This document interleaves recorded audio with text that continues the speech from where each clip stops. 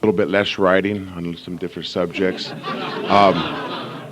But as far as myself, I came from a dysfunctional family, common alcoholic. What I've really been into lately is, I think when I was a kid, growing up, looking at the family, looking at my father's town, I'll never grow up and be like that man. I'll never do this, I'll never do that, I'll never do this, I'll never do that. Before you know it, I'm 18 years old, and I'm doing that and so much more. And some people identify, and here you hear the little, everybody identifies. That's where it's all at. I believe beyond a doubt when you're born, you're 100% innocent, innocent of all things, because you're brand new. Everything's brand new. And after your experiences, time and time, you actions, reactions, and some of your morals tend to change because of the actions and reactions you get. Your morals tend to change, and you're cheating, you're doing this, you're doing that. Little things. It just starts off real gradual, and then if you add alcohol, drugs, or any of those other type of mind-altering things,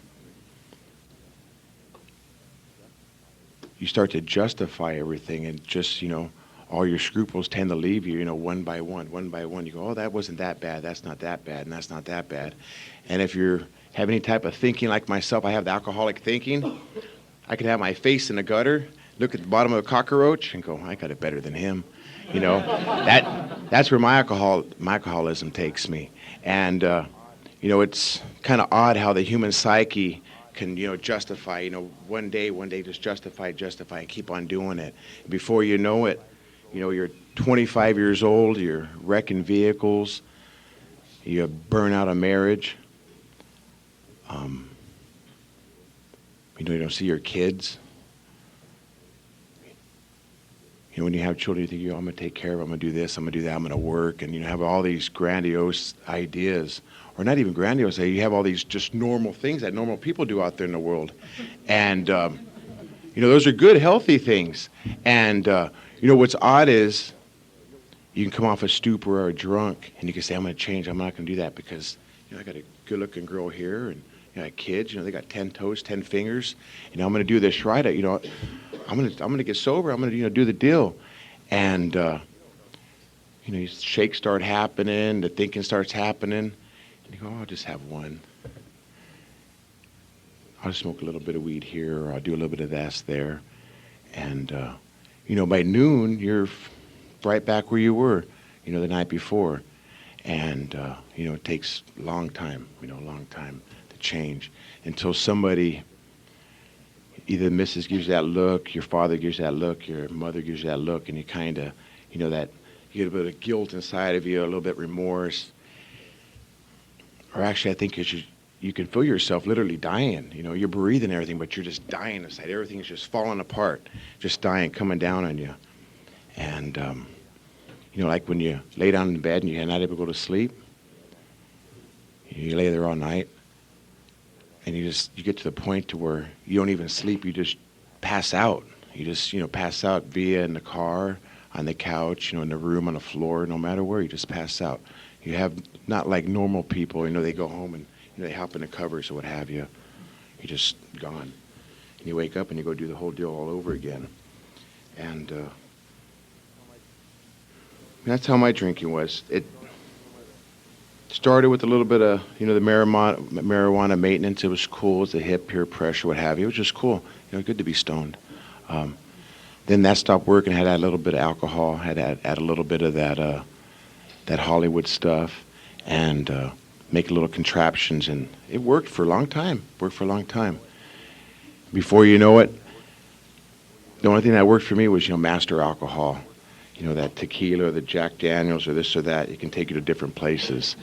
And that turned off this, or I made this stop feeling from my heart, or from the stomach. It just kind of like, it was a good balancer. And it stopped working. It stopped working. I remember sitting at the table with my grandmother. My father got sober in this disease, or got sober in this program. he had about 4 years when I started getting sober.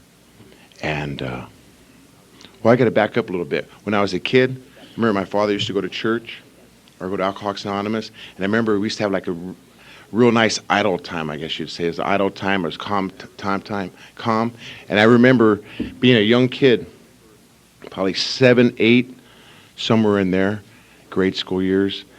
I remember saying, why don't you go to those rooms or go to that church? Because life kind of gets good, you know. He comes home, this and that. It's kind of like, you know, it's nice. They're not fighting and, you know, shit's not flying all over the place. And it's kind of like, quote unquote, a little bit of normalcy.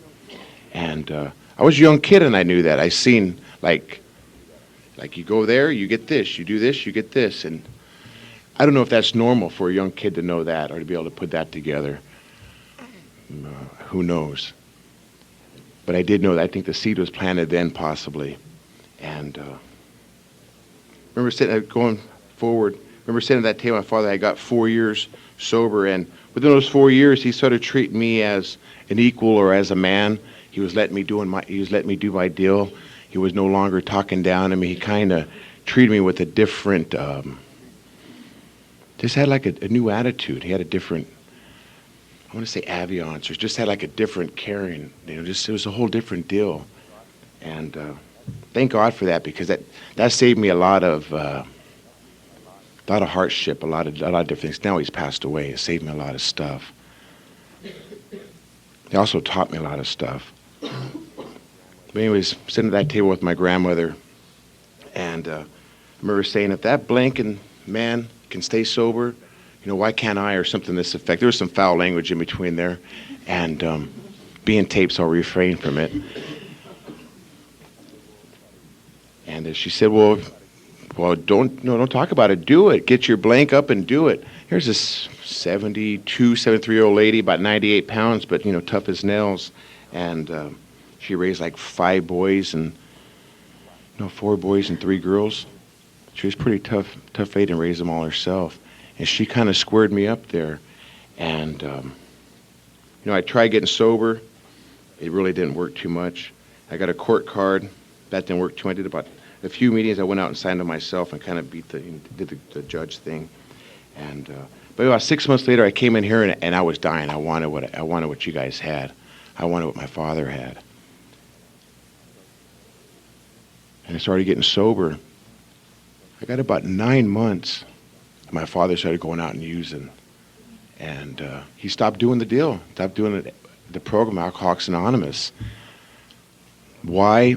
I'm not here to judge, but, you can ask your neighbor and, basic things. You stop going to meetings, or you start living a dishonest life, and or possibly some of that stuff when you're a kid, some of that writing, like they say you got to write and stuff. A lot of that writing starts catching up to you, and it ends up being like a quicksand. It's like it pulls you down. And ended up burying that man 2 years ago, in 2000, on Valentine's Day in the morning. But where I'm at is, my father, excuse me, like my father and my mother, they gave me life, and the example my father set for me in the beginning wasn't a good example. And I knew it wasn't a good example as a young kid, and I said, I'll never grow up to be that man. Before you know it, I'm 18 years old, I'm that man and a lot worse. That same man goes and gets sober through rooms like this, starts doing the deal, gives me a chance at a second life. He was an example of what to do in the beginning. And then he gave me the master sample of what not to do. Don't stop going to meetings, don't stop doing the book, don't stop being friends, doing all the little different, you can almost say the little gay things we do in here. They save your ass. They save your life. They save your life. And, I can stand here before you guys, most of you are all my peers, and you're my equals. I can stand here and say, it's better him than I. And I can say that freely.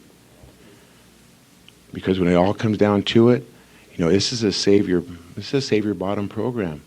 You got to do the work. If you want to save your life, you got to do the work. And I think if he was looking down at me, he'd say, good deal, Mijo, good deal. And if it was on the flip side, I would, it'd be a good deal if you were able to say the same thing, because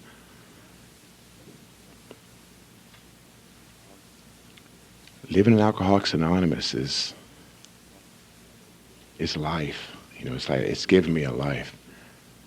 I built some history amongst these rooms where people can kind of pull me across the room a little bit, or pull my covers, or give me some constructive criticism, or poke at me here and there, and they kind of protect me from me.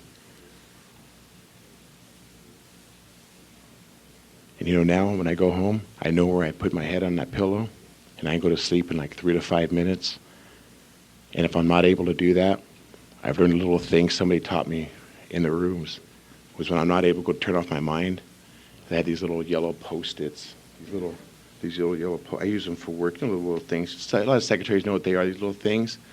And the business I didn't tend to, the business I didn't take care of, I'll go write, real quick, I did this wrong, or I did that wrong, I gotta go handle this business or that business.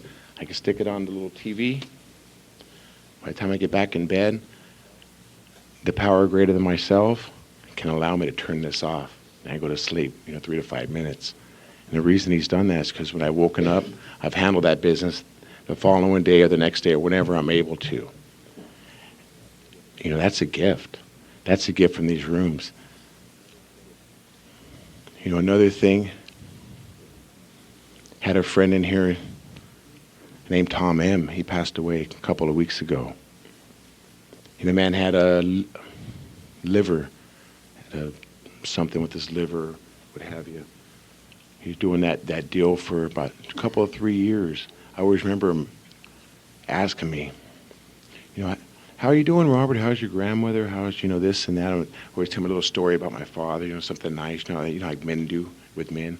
You give a little bit of something. And then, the man would be in pain, but he would think about, me, Robert. He would think about me. Is that an example of God? I believe so. They say you got to work with others. You got to do the deal. Also heard back in a meeting in the morning or at the convention, it said, we got to be a little bit selfless. We got to be a little more selfless. And, my friend Tom kind of fit that definition. Right when they said, well, that's Tom. And because always thinking about somebody else versus himself. That's what we do around here. We help you, we get out of ourselves. And, we be examples. There's so many things.